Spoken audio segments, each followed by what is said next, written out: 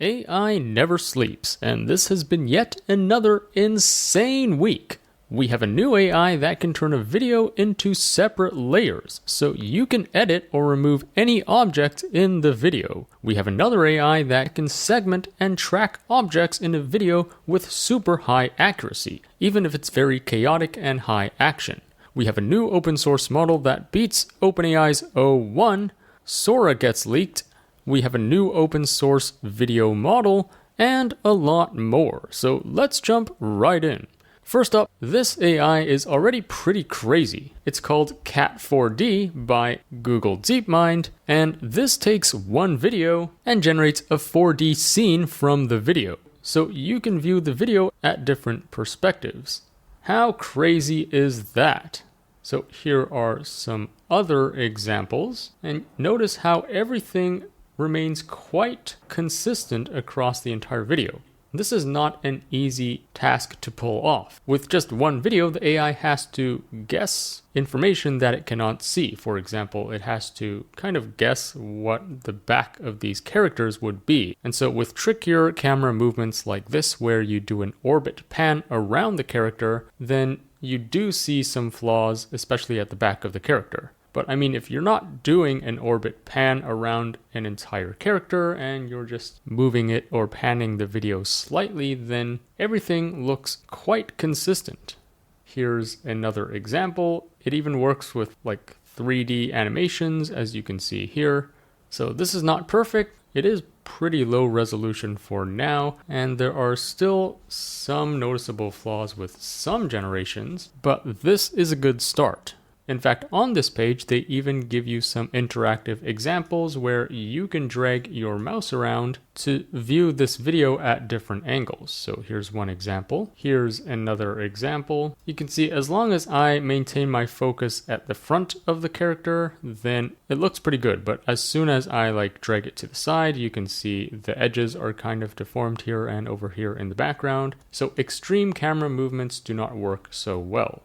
And here's an example with a Sora video. So again, note how consistent most things are in this video. Of course, there are still some flaws with this as I drag the mouse to the extreme edges, but this is still really impressive considering that the AI is able to predict an entire 3D scene just from one video. Now, here's the crazy thing. It doesn't just take a video. You can also input a sequence of images. So for example, if you input these 3 frames of this dude walking up the stairs, this tool can generate a 4D video from that.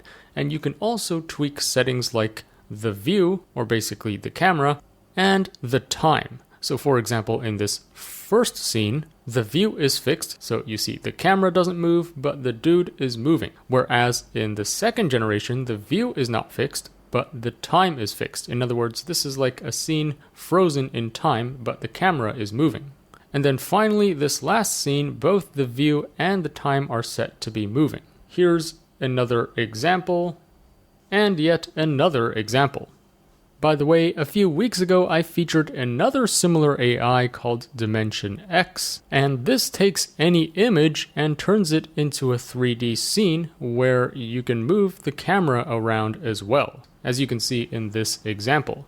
But back to Google's Cat4D, this takes it to the next level by doing the same thing, but with an input video, not just an image. Anyways, they just released it, so there's no Hugging Face or GitHub link yet, but I'll definitely announce it if they do release the code, and perhaps do a tutorial on this, so stay tuned for that. For now, I'll just link to this main page in the description below. Next up, this tool is super powerful. It's called Generative Omnimatte, also by Google, and it can basically analyze a video and turn it into layers. So for example, here you can see it's turning the person's head and hands into a separate layer. How insane is that? Here's another example where it even knows to turn each boy into a separate layer. This is even more impressive. Even with multiple penguins like this, it knows to put each one in a separate layer. And not only does it detect the hands in this video, but it also understands to include the shadows of the hands in each layer. Plus, it has detected that these are the hands from two different people, because you can see the other hand of this person is over here on the right side. So it knows to create two separate layers, one for each person. Same thing with this example. Notice that not only did it separate the car in a layer, but it also included the shadow and the trail of dust from the car in the same layer, so that if you remove the car, it also removes the shadow and the trail of dust. Even if certain objects are obstructed in the video, for example, the dude in the black shirt is kind of obstructed by the other dude in the foreground as they overlap, this AI is able to generate the dude in the black shirt smoothly throughout the video in a separate layer. And of course, after you separate the video into different layers, you can do a lot of cool editing with it. For example, you can remove certain objects like the hands in this video. Or here's another cool example. You can turn a layer into edges like this. You can even swap out the background and also resize each layer. Since each penguin is a separate layer, you can resize each penguin to whatever you want. So notice in this output, the penguins on the left are resized to be a lot smaller, whereas the ones on the right are bigger. And note that it even includes the reflection of the penguins on the ground. Here's an even crazier example. So you can take this woman as a separate layer and then duplicate her 3 more times to create this effect. How insane is that? Here's another example where the layer with the hand is removed, so it creates this really cool effect. Here you can take each layer of a skater and duplicate it a few times to get this effect. Here's another example where you can just remove the human but keep the cardboard box. And even though throughout the original video, the arm is kind of obstructing the box, but using this AI, it's able to kind of guess what that area would look like and fill in the blanks. And so in the end, you get a pretty seamless video of a floating box. Here's another cool example where you can make the layer with the girl disappear so you only see the plane floating in the air. This is another awesome idea. So let's say you have a video with a group of people jumping, but they're not really jumping in sync. Well, you can take each person, put them in a separate layer, and then adjust the timing so that they all jump up and land at the same time. Now, they've just released it this week, so right now this is just a preprint. There's no GitHub or Hugging Face link yet, but I'm hoping they will eventually open source this, and I'll definitely announce it and perhaps do a tutorial on this once they do, so stay tuned for that. For now, I'll just link to this page in the description below. Next up, this tool is also pretty insane. It's called Samurai, and this is a really powerful and accurate AI that can segment and track objects in videos. Now, this is based on the Segment Anything Model 2, or SAM2, and this is a model that excels in object segmentation, but it's not really good in object tracking, especially in fast or crowded scenes, as you can see in this example. Note that with a lot of obstructions like other soldiers running around in the foreground, SAM2 loses focus of the main character halfway in this video. But as you can see, Samurai maintains that focus throughout the entire video. Here are some other examples of Samurai in action. So here's some gameplay data from Sekiro, and you can see it's really good at maintaining the segmentation of this character throughout this gameplay scene, even though this fight is quite chaotic. Here's another example of gameplay from Wukong, and again, it's able to maintain the segmentation of this main character throughout this pretty chaotic battle. Here's another example of this football game, and this is a super tricky video. Like, the players are running around everywhere, they're trying to tackle the main dude, but it's still able to maintain the tracking and segmentation of this number 26 player.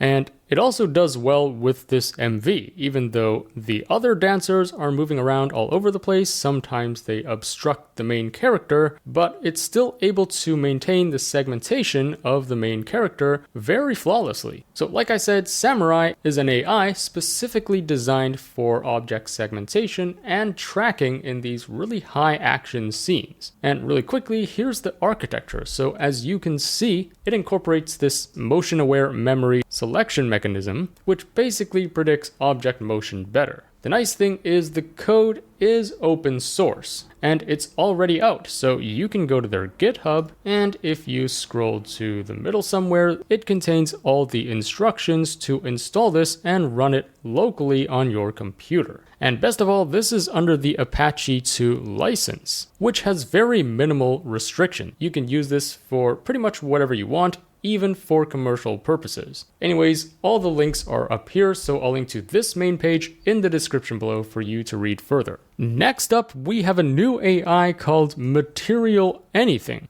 This can generate physically based rendering materials, or PBR for short. These materials basically simulate how an object looks and responds to light. As you can see in these examples, they look much more realistic than just a regular 3D model without these PBR materials. Now, these materials have 4 main properties, as you can see here on the right. So albedo refers to the color of the material, and then roughness refers to, well, how smooth or coarse the material is. So a low roughness value would mean the surface is super smooth and more reflective, whereas a high roughness would mean the surface would not reflect much light, plus it's a lot coarser. And then metallic refers to the reflective shiny properties of metal, and then bump refers to the bumpiness or unevenness of the texture. So this AI can handle all of this when generating the surface of something. And with just a prompt and a blank 3D model, it can generate an appropriate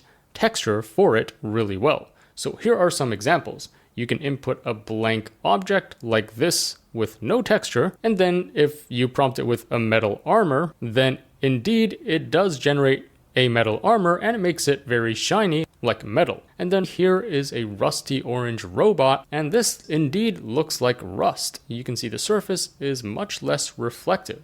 Now, your input 3D model doesn't have to be blank. You can also specify the color or albedo first. So here's an example of an albedo only model. You can see that this is just color. This has no information about anything else like its reflective properties or the roughness, etc. But with this AI and just a prompt, it's now able to generate the surface very well. So you can see, for example, if you prompt it with Oscar trophy, it does make this really nice and shiny, like a golden trophy. You can even use this to enhance existing 3D objects. So for example, here we have a porcelain teapot. Now notice the input model doesn't really look like porcelain, but after plugging it into this AI, you can see the material looks a lot more polished. And of course, with just a prompt, you can also change the texture to whatever you specify. So for example, a wooden barrel would look like this, a golden barrel would look like this, and a stone barrel would look like this. So as you can see, each of them have different albedo, roughness, metallic, and bump properties based on your prompt. And the benefit of adding these PBR textures, which can adapt to different lighting conditions, is because now you can place these 3D models in different environments or backgrounds. So for example, if you place these models within these backgrounds in the top row, notice how the white balance and the lighting changes according to the background. So this can be a super powerful tool for animation, video games, or VR AR. Now, if you scroll up to the top here, they do have a GitHub page, but it's currently empty. So, I'm kind of early to this, but the authors did mention that they plan to release the code in the future. Stay tuned for updates. Anyways, I'll link to this main page in the description below so you can read further. Next up, we have this new AI called Ominicontrol. This is a really good style transferring tool. So here's what it does. It takes one input image of an object, and then if the prompt is a close-up view of this item, it is placed on a wooden table. The background is a dark room, the TV is on, the screen is showing a cooking show. This is what you get, and notice that it has transferred this object quite seamlessly into this new image. You can see the positions and the shapes of the oranges and also the shape of this wooden bowl are pretty consistent with this original image. Here's another example. Let's say the input image is this toy car. And then if the prompt is a film style shot on the moon, this item drives across the moon's surface. A flag on it reads Omini.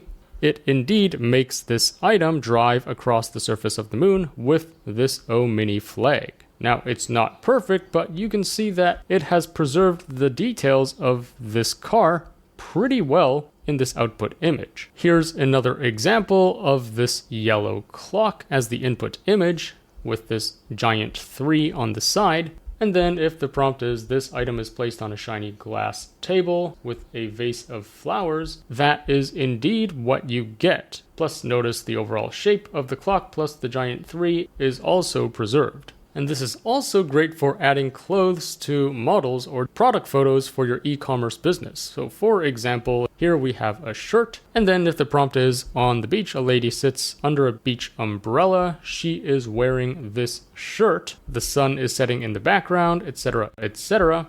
This is what you get. And notice how seamless it adds this shirt onto the woman. And the overall pattern is indeed accurate. So a really powerful tool. Here are some other clothing examples. So let's say this is the input image, and here are 4 different generations with the same prompt. In a cafe, a lady is wearing it, and you can see the t-shirt is translated pretty accurately across all these 4 generations, including the red stripes and the blue text. Here's an even trickier example. So here we have a blue vest. Notice the intricate and complicated details throughout this vest. And then here are the 4 generations with the prompt, in the studio, a young model is wearing it. The background is a white wall.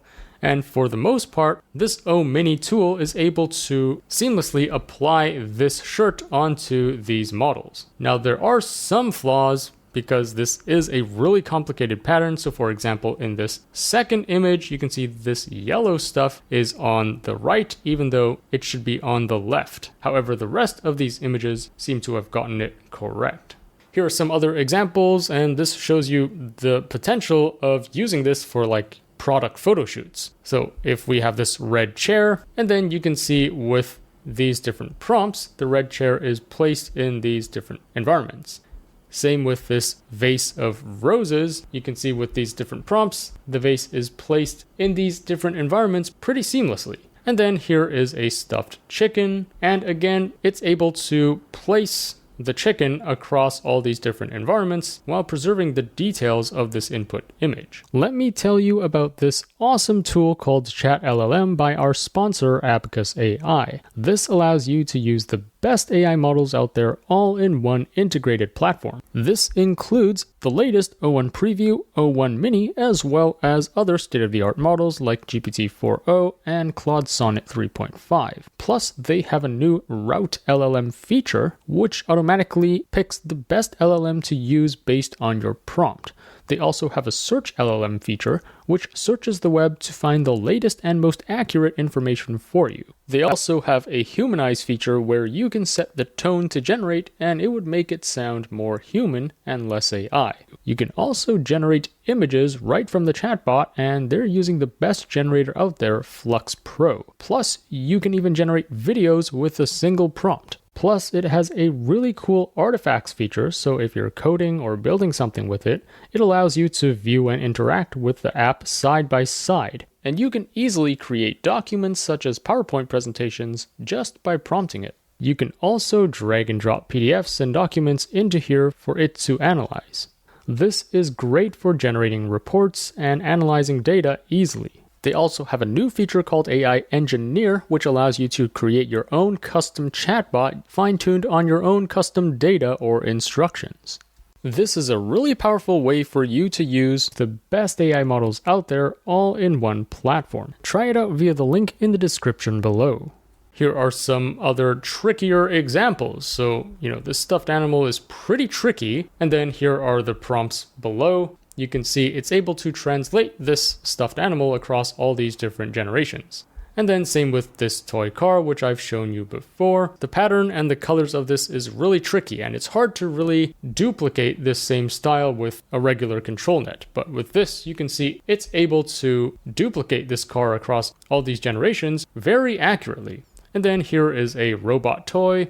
Again, a very tricky design, but it's able to apply this across all these generations. And then finally, we have this iridescent shoe. And again, you can see it adds it pretty seamlessly across all these different conditions. And notice that for the second column here, this item is placed on a mirror, which you can say is an added level of complexity. The mirror has to reflect the item as well at the bottom, but you can see for each of these it was able to handle the reflection really well. So this is perfect for generating product photos. Note that this model uses Flux Schnell as the base model, and it may not work well with Flux Dev. And currently the model only supports a resolution of 512 by 512, though they do plan to release support for higher resolutions in the future. For now, if you scroll up, there's a free Hugging Face space for you to try out. So the space looks like this. It's pretty intuitive to use. You just need to upload an image and then add a prompt and then press submit. And your image would be generated here, and you can press this button to download your image. Anyways, all the links are up here on this GitHub page, so I'll link to this in the description below for you to read further. Also this week, we have yet another free and open source AI video generator, and this one is blazing fast. It's called LTX Video, developed by Lightrix, and you can generate 5-second videos at 24 frames per second in just a few minutes on a consumer-grade GPU. This is huge progress considering that closed source models like Sora requires a lot of compute to generate videos, but this one is by far the fastest and lightest weight model. Note that this works best with really long and detailed prompts. So for example, if the prompt is a woman with long brown hair and light skin smiles at another woman with long brown hair, the woman with brown hair wears a black jacket and has a small, barely noticeable mole on her right cheek, etc., etc., etc. This is what you get. Here's another example. The prompt is a man walks towards a window, looks out, and then turns around. He has short dark hair, dark skin, and is wearing a brown coat over a red and gray scarf, etc., etc. Notice again, the prompt has to be super detailed, describing what the person is wearing, how he's moving, and also the background. Here's another example. The camera pans over a snow-covered mountain range, revealing a vast expanse of snow-capped peaks and valleys, etc., etc., etc. Notice again how much detail you need to add to the prompt to get this result. Here the prompt is the waves crash against the jagged rocks of the shoreline, sending spray high into the air. The rocks are a dark gray color with sharp edges and deep crevices, etc., etc. And this actually works pretty well for transitions as well. So here the prompt is a woman with short brown hair wearing a maroon sleeveless top and silver necklace walks through a room while talking. Then a woman with pink hair and white shirt appears in the doorway. And it actually reflects this really well. And the nice thing is they didn't just drop a text to video model. This also includes image to video. Anyways, the best thing is this model is available for you to download already. So you can use this for free for unlimited times on your computer. So here they contain all the instructions on how to install this locally. And again, you can see here is the text to video generation. Here's the image to video generation. Plus you can also integrate this in Comfy UI. And if you scroll up a bit, they have a free Hugging Face space for you to use online. Let's actually test this out right now. So here's what the interface looks like. It's pretty self-explanatory, so here's where you enter in the prompt, and then you can leave this off, and I would always recommend you turn this enhance prompt on, otherwise your result would be pretty bad. And then for the negative prompt, these are all the things you want to exclude in your generation. I tend to just leave this at the default. And then again, for the resolution preset, I tend to leave this at the default. If you choose any of these other options, it tends to give you a lower quality video. Now, I've tried this out with the series of prompts that I've used to test previous video generators, and the results were not great. So for example, I tried time lapse of the northern lights in the Arctic sky. I did click on Enhance Prompt so it would add more details to the prompt. But after I clicked Generate Video, this is what I got. So you can see it's pretty bad compared to the other video generators I've tested before, including the open source Mochi. Here's another prompt I tested out. A woman who is very sad and distressed. Her eyes are red and teary. Her facial expression conveys sadness and emotional pain. Again, I clicked on Enhance Prompt, so it would add more details to the prompt first, and then I clicked Generate Video, and here's the result. And lastly, here's an even trickier one, which I did not expect it to do well. Anyways, the prompt is point of view shot of a soldier running through a war-torn city, rifle in hand. The camera moves quickly as explosions occur nearby, throwing up debris. The view dips and swings as the soldier takes cover and fires back at the enemies. And this was really to test its ability to generate these higher action, chaotic scenes. And of course, it didn't really do well. So here was what I got. So as you can see, based on my initial test, the results are not great. Even though this is blazing fast, the quality of these videos is just not usable. And that's why I just decided to mention this in my news video here instead of doing a full video on this. I don't think it's time yet. I believe for now this is just a research or preview version, and I'm sure there's going to be way better fine-tuned versions of this in the future. So when these do come out and when the quality is good enough, then I'll definitely do a full tutorial and review on this. So stay tuned for that. But for now, just know that this exists. If you're really curious, here's the GitHub with all the links to install this and run it locally. So I'll link to this page in the description below, but at least for me, I don't think it's worth spending your time generating videos from this yet. The quality just isn't there yet. In other news, if you haven't heard, OpenAI's mysterious video generator Sora was leaked this week, which is pretty hilarious. So apparently one of the artists which had early access to this created this Hugging Face space and kind of leaked their API access to everyone. And according to them, here's the rationale behind it. We received access to Sora with the promise to be early testers, red teamers, and creative partners. However, we believe instead we are being lured into art washing to tell the world that Sora is a useful tool for artists. Artists are not your unpaid R&D. We are not your free bug testers, PR puppets, training data, validation tokens. And then at the bottom here, they suggest some open source models instead. So this seems to be a protest from these artists against free testing, which is kind of strange to be honest. I mean, whoever this artist is, this was a voluntary program to get early access to Sora and test it out. You didn't have to sign up for this if you expected to be paid. So it's kind of strange that they are complaining about this now. Anyways, after this Hugging Face space was released, OpenAI was quick to shut it down within a few hours. In fact, this incident kind of burnt all bridges with their artists, at least temporarily, and it says here they had to shut down Sora's early access temporarily for all artists. But within this window of a few hours, a lot of people were able to generate some videos from this. So here are some examples.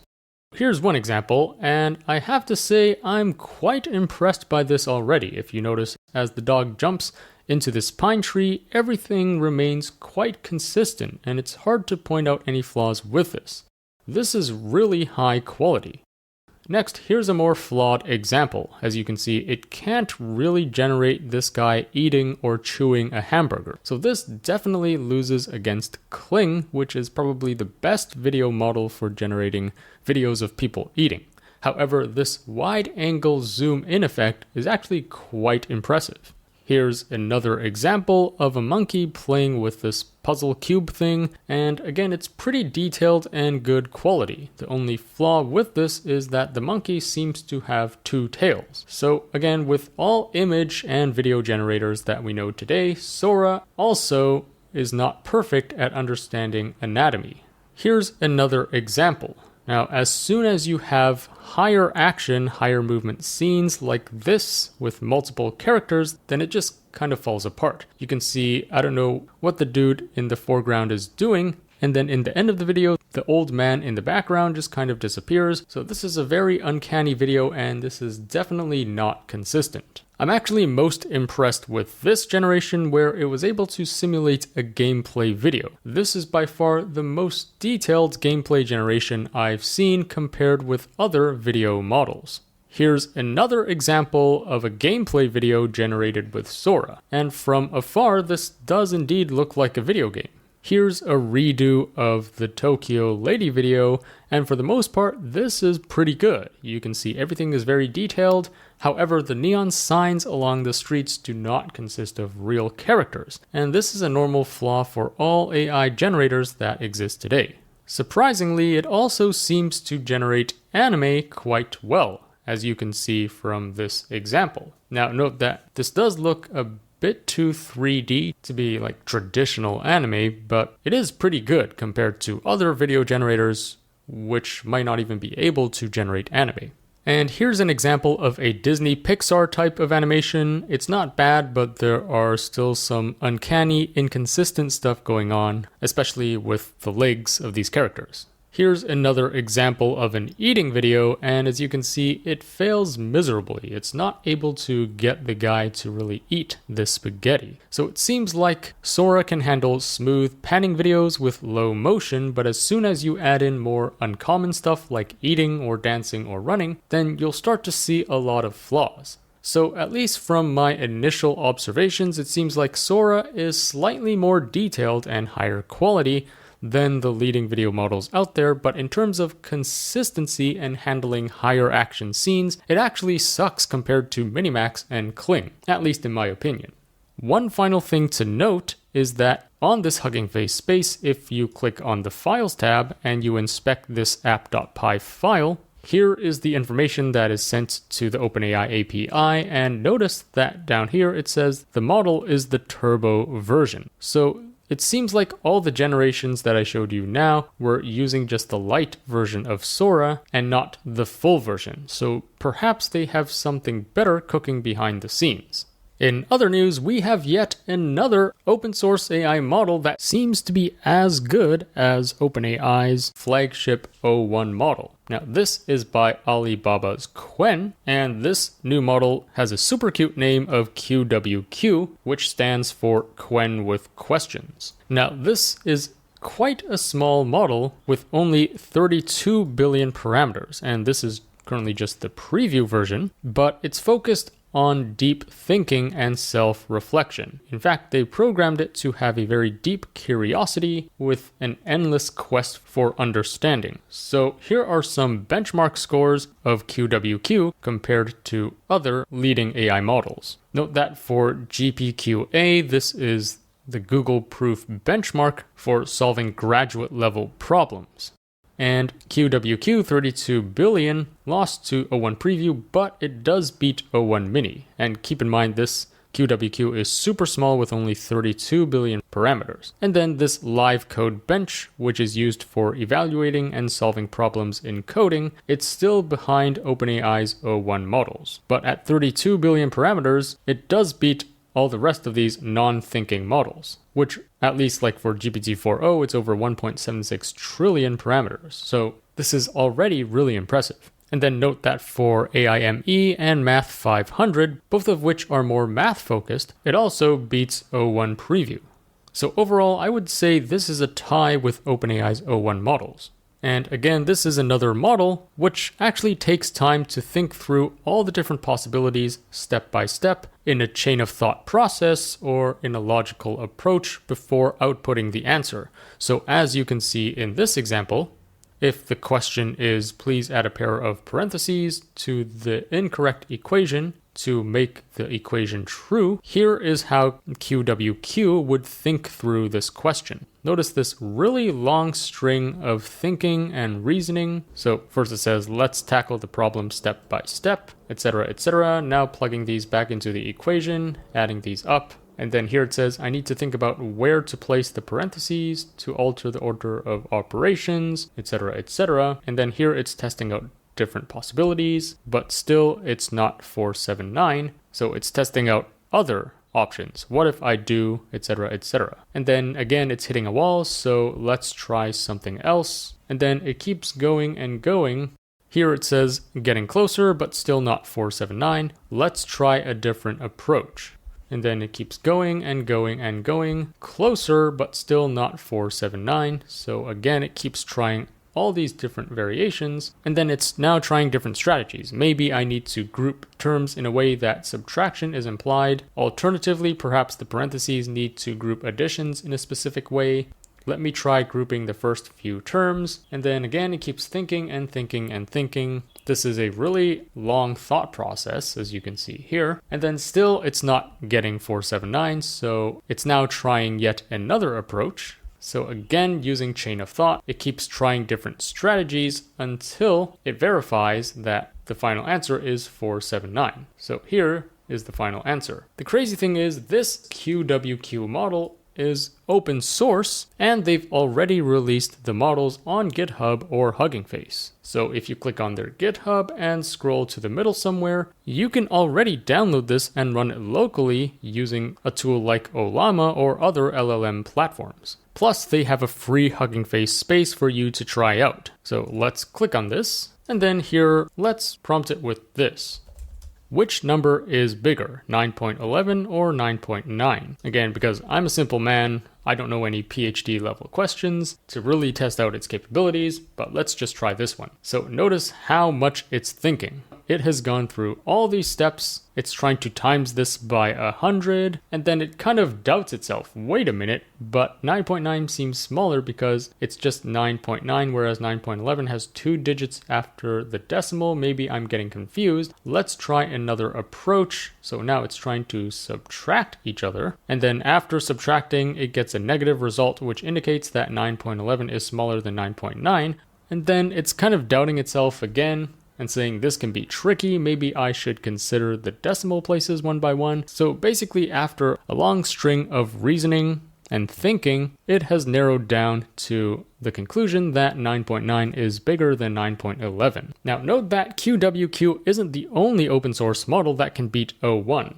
In fact, last week, I talked about another one from a company called DeepSeek, and they've just released DeepSeek R1 Lite Preview, which is also quite small and open source, and was able to beat OpenAI's O1 Preview in a lot of these benchmarks like AIME and math. And this is just crazy progress.